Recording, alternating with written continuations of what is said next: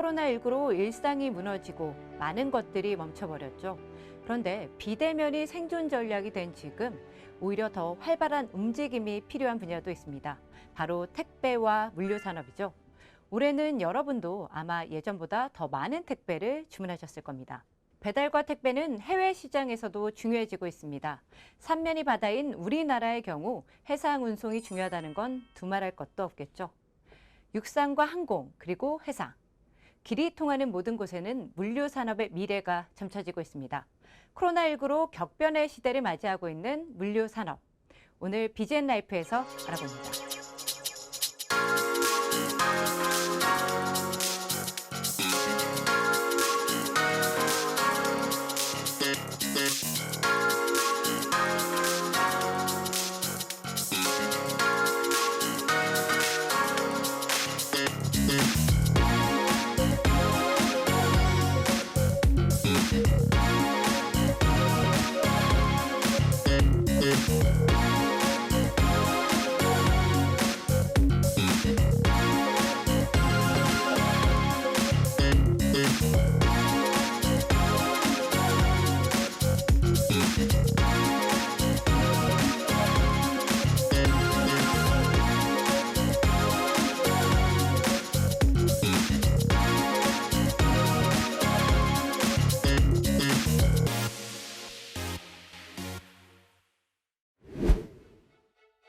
우리나라에서 개인을 상대로 처음 택배 서비스가 시작된 건 지난 1991년의 일입니다.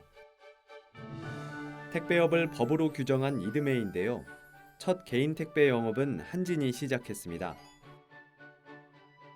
이후 지금은 합쳐진 대한통운과 CJGLS, 현재 롯데글로벌로지스로 이름이 바뀐 현대택배까지 앞다투어 사업자로 나섰고 2005년 택배업 진출 규제가 풀리면서 지금은 1,300개가 넘는 택배업체가 있습니다. 택배 서비스가 우리 생활 속에 들어온 지 이제 28년째. 택배 산업은 2000년대 초반 온라인 쇼핑 열풍을 타고 더 빠르게 성장해 왔는데요. 통계청에 따르면 온라인 쇼핑 시장 규모는 2001년 3조 원대에서 현재 135조 원대로 40배 이상 커졌습니다. 최근에는 모바일 쇼핑까지 가세하며 택배 산업은 순풍을 맞이했습니다. 국토교통부와 한국통합물류협회에 따르면 국민 1인당 연간 택배 이용 횟수는 2000년 2개 남짓에서 지난해 약 54개로 늘었고 올해는 64개로 예상하고 있습니다. 택배 시장은 올해 또 한 번의 변화를 맞이했는데요. 코로나19로 인해 이른바 집콕족과 비대면 소비가 늘어나면서 택배 부문 매출은 가파르게 증가했습니다. 금융감독원 전자공시 시스템에 따르면 올해 1분기 CJ 대한통운의 택배 부문 매출은 7,300억 원가량으로 1년 전보다 27% 늘었고 영업이익은 354억 원으로 흑자 전환했습니다. CJ 대한통운 전체 매출에서 택배 부문이 차지하는 비중은 30% 정도지만 60%의 영업이익이 택배 부문에서 나온 겁니다. 한진택배와 롯데택배 역시 코로나19의 영향으로 매출과 영업이익이 크게 증가했습니다. 올해 1분기 한진택배의 영업이익은 254억 원으로 지난해 같은 시기보다 38.5% 늘었고 롯데택배 영업이익은 무려 268% 증가했습니다. 옷과 생활용품은 물론 신선식품까지 모바일로 주문하고 이런 소비가 모든 나이대로 확산되고 있어 택배 시장은 커질 수밖에 없습니다. 예전에는 이제 많으면은 절반 정도 꽉 차서 나가는데 요즘 같은 경우는 진짜 너무 많아서 꽉 채우고도 남을 정도로 많거든요. 올해는 넘치는 물량으로 택배 기사들의 처우와 근로 환경에 대한 이야기가 많이 나온 해이기도 합니다. 어쩌면 오랫동안 골맞던 문제가 코로나19를 만나 터졌다고도 할 수 있는데요. 근로 환경이 나쁘면 서비스 질 저하로 이어질 수 있는 만큼 개선이 필요합니다. 글로벌 경쟁에 대비한 물류 서비스 혁신도 과제입니다. 현재 우리나라 물류 기업들은 택배의 크기와 목적지에 따라 자동으로 분류하는 시스템을 구동하고 있는데요. 앞으로는 결국은 물류든 그 배송이든 물류창고든 자동화 기술을 사용해서 복잡한 서비스를 24시간 서비스함으로써 비용도 떨어뜨리고 새로운 서비스도 발굴할 수 있는 그런 것이 핵심 경쟁력이 될 거기 때문에 향후에는 물류 쪽에서 가장 관심을 가지는 기술은 자동화, 물류 로봇 이쪽 분야가 될 거라고 생각하는 거죠. 앞으로 인공지능과 빅데이터, 블록체인 기술이 적용된 물류 시설을 보는 날이 머지 않았습니다. 글로벌 물류 기업들은 한 발 앞서 있는데요. 벌써 4차 산업혁명 기술을 적용하고 있습니다. 세계 최대의 해운선사이자 물류 기업인 머스크의 사례가 대표적입니다. 머스크는 트레이드렌즈라는 디지털 물류 플랫폼을 만들었는데요. 여길 통하면 수출입 통관 비용과 시간을 획기적으로 줄일 수 있습니다. 특히 이 플랫폼에 더해진 블록체인 기술이 눈길을 끄는데요. 블록체인은 거래 상대방을 믿기 위해 들이는 시간과 비용을 줄이는 기술입니다. 디지털 기술이 발달하면서 위변조가 쉬워졌지만 블록체인 상에서는 거래 정보를 조작할 수 없고 모든 거래를 실시간으로 공유할 수 있어 물류 산업을 투명하고 안전하게 만듭니다. 독일의 물류기업 DHL 그룹도 머스크 같은 시스템 구축에 약 20억 유로를 투자한다는 전략을 발표했는데요. 투자를 마치는 오는 2025년 이후 연간 15억 유로의 이익이 날 것으로 봤습니다. 물류 산업은 국가 경제의 동맥으로 불립니다. 단순히 집안에서 편안하게 물건을 받아본다는 의미 이상입니다. 무역 규모로 세계 3, 4위인 우리나라가 물류 경쟁력 평가에선 25위에 불과하다는 사실은 이런 세계적 동향에 주목해야 하는 이유입니다. 산업의 경제가 허물어지고 투명하게 개방되고 있는 현재 물류 산업의 미래는 국가의 생존과도 직결됩니다. 택배, 화물, 해운, 항공, 물류라는 말로 한데 묶기엔 또 다른 이 산업에 어떻게 힘을 실어야 할지 고민해야 할 시점입니다. 비젠라이프 오늘 택배와 물류 산업의 현황과 전망에 대해서 알아보고 있는데요. 앞서 고영욱 기자의 리포트에서도 봤듯이 물류 산업에는 4차 산업의 기술이 집약적으로 적응이 되고 있습니다. 물류 산업은 계속해서 관심을 둬야 하는 분야인데요. 오늘 전문가분 모시고 좀 더 심도 깊은 이야기 나눠보도록 하겠습니다. 한진물류연구원의 박찬익 수석연구원 모셨습니다. 예, 안녕하세요, 반갑습니다. 박사님. 예, 반갑습니다. 아무래도 이제 코로나 상황에서 택배 산업이 좀 빛을 발했습니다. 예, 그렇죠. 한국만이 사재기가 없었다 이런 평가가 있었는데요. 또 한편으로는 최근 논란이 되는 택배 기사분들의 과로사 문제, 네. 이건 또 그림자라고도 할 수 있을 것 같습니다. 박사님이 보시기에 이 한국 육상물류의 장점과 단점 무엇이라고 보시는지, 그리고 이 단점은 또 우리가 좀 어떻게 개선해야 될지 말씀 좀 부탁드리겠습니다. 여기서 육상물류를 좀 두 가지로 구분해서 좀 살펴봐야 될 거예요. 첫 번째는 우리가 본연의 그 간선 운송, 수출입을 위한 트러킹 운송에서의 육상 운송이 있고요. 예. 지금 말씀하신 택배를 활용한 육상 운송 이렇게 크게 나눌 수 있는데요. 지금 저희들 육상 운송업이 한 지금 38만 개 업체가 돼서 굉장히 1인 사업자이면서 또 과잉 경쟁이 되고 업체가 난립이 돼 있고 뭐 이런 부분들이 사실은 아직까지는 우리 육상 트러킹 운송업에 좀 개선이 돼야 될 그런 문제고요. 아무래도 최근에 이러한 또 택배 물량의 급증으로 인해서 택배 기사님들의 과로사 문제가 또 얘기가 되고, 그리고 지금 정부에서도 지난 11월 12일 날 그 택배 기사님들에 대한 과로사 대책에 대한 방안을 좀 발표를 해 주셨거든요. 최대한 하루에 10시간 이상은 근무하지 않도록 하고, 가급적이면 지금 주 6일제 근무를 주 5일제 근무로 전환한다든가, 그다음에 또 신선식품을 제외하고는 심야 배송을 중지한다든가 하는 이러한 대책들을 내놓으셨는데, 사실 택배라는 서비스 특성상으로 봤을 때 이러한 대책들은 현실적으로 굉장히 좀 넘어야 할 산이 많지 않나 이런 생각이 들고요. 이런 택배 기사님들의 과로사 부분들에 대한 해결책 내지는 뭐 이런 부분을 일본 야마토 택배라는 1위 기업의 야마토 택배라는 기업을 한번 이렇게 들여다보니 그 친구들은 지금 택배 기사들의 노동 강도를 줄이기 위해서 뭐 필드 캐스터라든가 앵커 캐스터라든가 하는 그런 그 배송 라스트 마일에서의 그런 배송 시스템을 구축했습니다. 벌써 뭐 7, 8년 전에 그게 이제 운영이 되고 있는데, 예를 들면 주부님들이 아침에 아이들 학교 보내고 남는 10시부터 한 뭐 1시까지 사이에 약 한 30개 정도의 물량을 자전거라든가 대차라든가 뭐 이런 식으로 택배 기사가 배송해야 될 물량들을 분산시켜서 하고, 그러면 주부님들은 또 하나의 뭐 한 4만행에서 6만행 정도의 월 수입을 창출함으로 인해서 또 뭐 용돈 개념으로 알바 개념으로 이렇게 이제 활용되고 있는 이제 그런 부분들이 굉장히 좀 특색이 있는, 그다음에 택배 기사님들 노동 강도가 굉장히 줄어드는 그런 효과를 얻고 있다라는 부분이 우리가 좀 봐야 될 부분이 아닐까 이런 생각이 드네요. 예.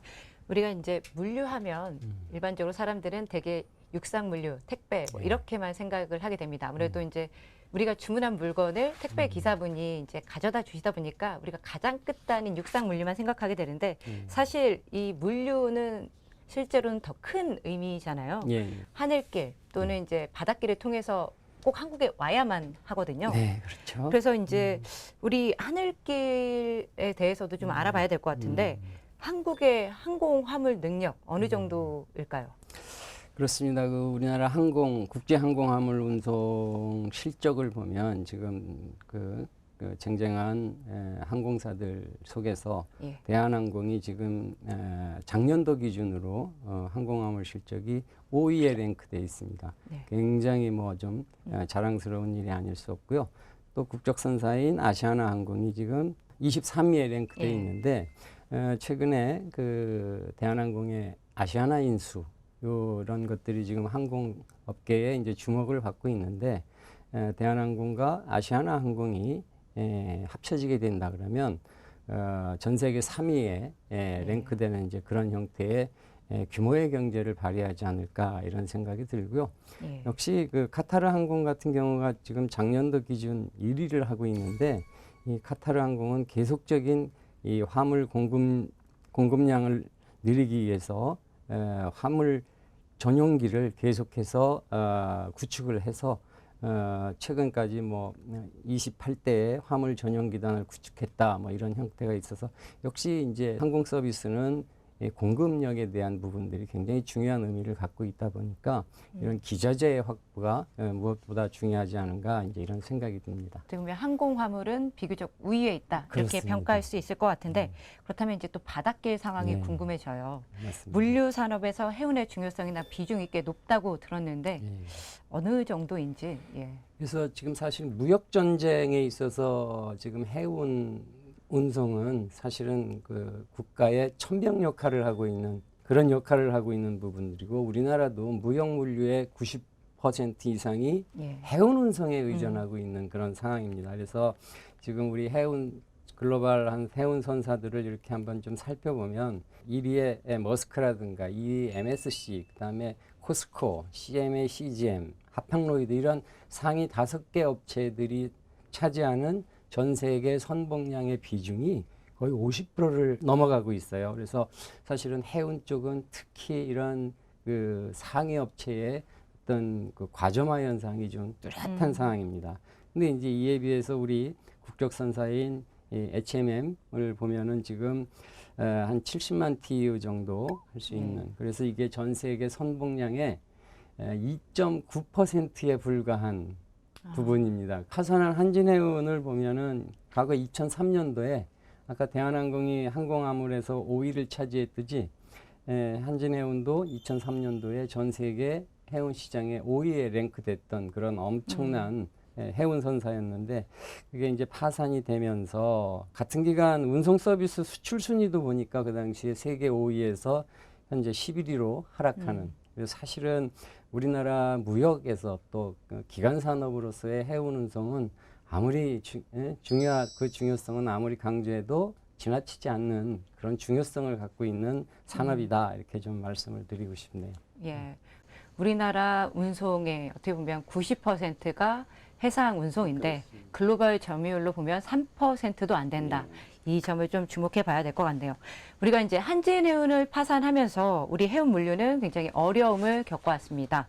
글로벌 선사들은 M&A와 그리고 해운 동맹을 통해서 네트워크를 강화한 반면 국적 선사들은 적절한 대응을 하지 못했는데요. 이 분야 박승환 기자가 정리해봤습니다. 한진해운이 사라짐으로써 우리 해운 산업과 수출입 물류에 큰 손실을 주었습니다. 한진해운 파산의 여파는 먼저 해운업계에 불어닥쳤습니다. 105만 TEU 수준이던 우리나라의 전체 선봉량이 50만 TEU로 반토막이 난 것 때문에 주력 시장인 아시아 미주 시장 점유율이 4년 만에 절반 수준으로 줄었습니다. 그 사이 글로벌 해운 기업들은 합종연횡을 거듭하며 규모의 경제를 강화했습니다. 상위 10개 선사들이 운영 중인 배가 전체의 83.4%에 달할 정도로 시장 지배력을 키운 겁니다. 정부 지원에 힘입어 기사회생에 성공한 HMM이 반등을 노리고 있지만 상황은 녹록지 않습니다.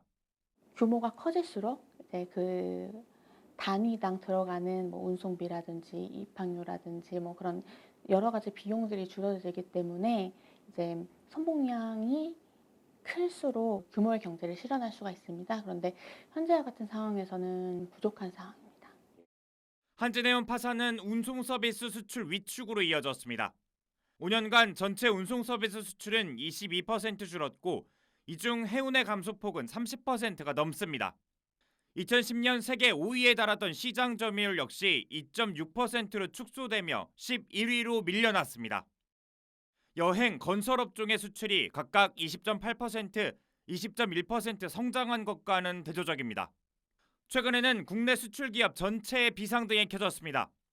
연일 사상 최고가를 이어가는 해상운임이 부담인데다 글로벌 선사들이 중국 화물만 나르며 코리아 패싱을 하면서 배를 구하기도 어려워진 겁니다. 운이 굉장히 올라가고 있습니다. 그래서 중소기업들이 굉장히 힘들어하고 있고 그나마 HMM이라는 국제선사가 있어서 지금 협력 체계를 만들긴 했지만 아직도 힘든 상황입니다. 한진해운 파산은 경제 전반에 영향을 미치는 기간 산업의 중요성을 다시 한번 상기시키고 있습니다. 한국경제TV 박승환입니다. 특히 중요한 해운업인데요. 보신 것처럼 한진해운의 파산은 우리나라 해운업을 위기로 가져왔고 그 한국해운 인프라를 무너뜨렸다. 이런 이야기가 나옵니다. 지금 이제 4년이 지났죠. 한진해운 파산을 뒤돌아본다면 어떤 평가를 할 수 있을지 그리고 어떤 점을 우리에게 시사해주고 있는지 한 말씀 부탁드리겠습니다. 그렇습니다. 그 한진해운이 갖고 있는 국제적인 위상은 아까도 말씀드렸듯이 한진해운이 그 당시 세계 5위의 글로벌한 선사로 우뚝 서 있었고 그다음에 또 한 160개 항만에 기항을 하고 또 164척의 어마어마한 선대를 꾸려서 세계를 누볐던 이제 그랬던 선사였는데 또 매출액 약 10조 원 정도 이제 하던 그런 선사가 파산이 되면서 뭐 보고서에 따르면 25조의 생산량 및 부가가치가 감소됐다. 또 그리고 그로 인해서 5만 명의 실업을 야기시킨 정말로 우리 국내 물류업계에서 굉장히 좀 아픈 추억으로 남는 이제 그 사건이라고 좀 할 수 있겠고요.